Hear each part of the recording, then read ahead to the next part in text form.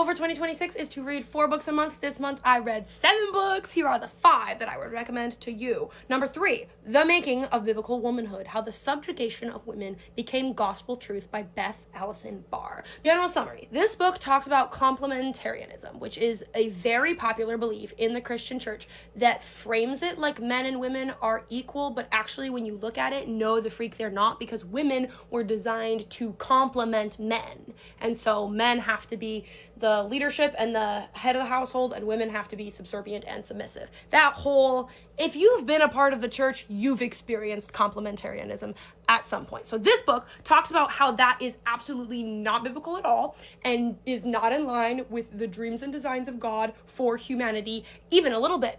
And it goes farther than just doing that, right? It doesn't just say, here's a bad thing that we need to stop doing. It says, here's a bad thing, and here is exactly how and when and why this bad thing took over the contemporary Christian church and rewrote scripture to push this agenda that was never in scripture originally.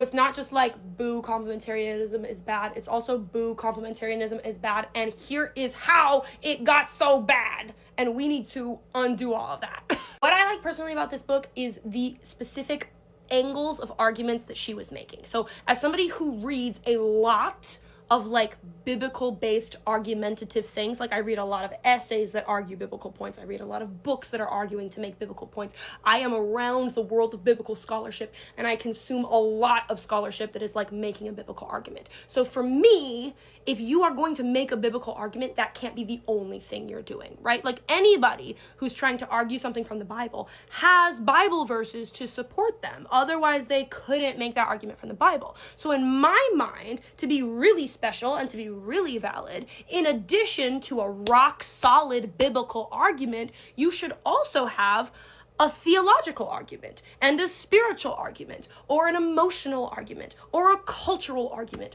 or a historical argument or an experience-based argument, right? Your biblical things should, if they're true, be backed up by tons and tons and tons of other stuff in addition to your rock solid biblical argument, right?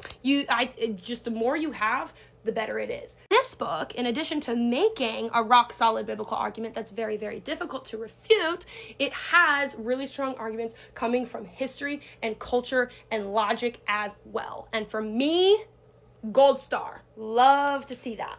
My favorite quote from the book is, complementarianism is patriarchy, and patriarchy is about power. Neither have ever been about Jesus.